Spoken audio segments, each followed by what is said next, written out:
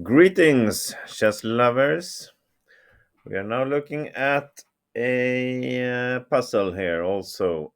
White is winning this, but you see we are down a lot in material, so we really need to checkmate the black king. But how do we do it from here? What do you say? Do what you do, post a video and think for yourself, and then come back to see the solution. Cheerio. All right, here we go. So let's look at some moves here. There's no point in checking the king like this because he's just going to escape to g8. Same is going to happen if we check with the bishop. He's just going to run out and eventually he will get away. We really want black's king to be on h8, so there's no point in doing anything now that force him to leave it. Instead, we need to move this bishop and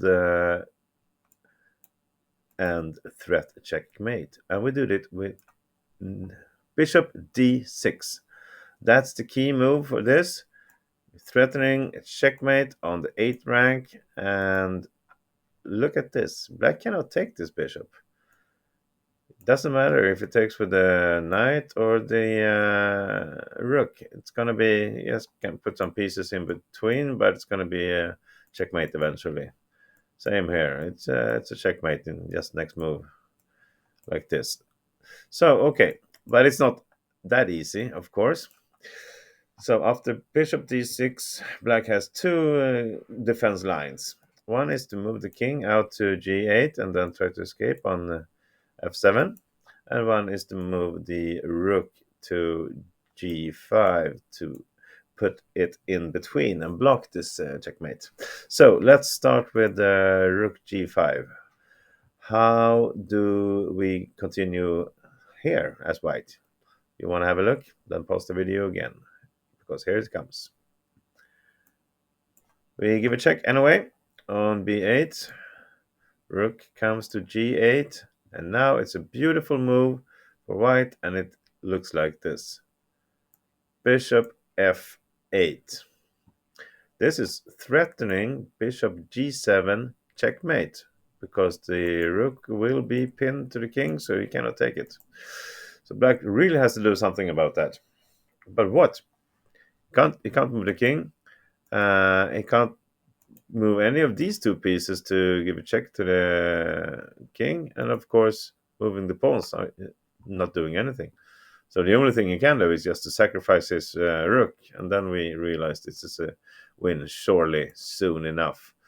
And now we still threaten checkmate here, so he can give another check, and we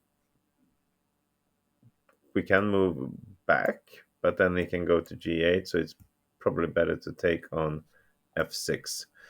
And look at this. It's still threatening checkmate in two moves, like this and then like this. And really cannot do anything about that. So just gonna move. Let's move the pawn, doesn't matter. It's check. And it's checkmate.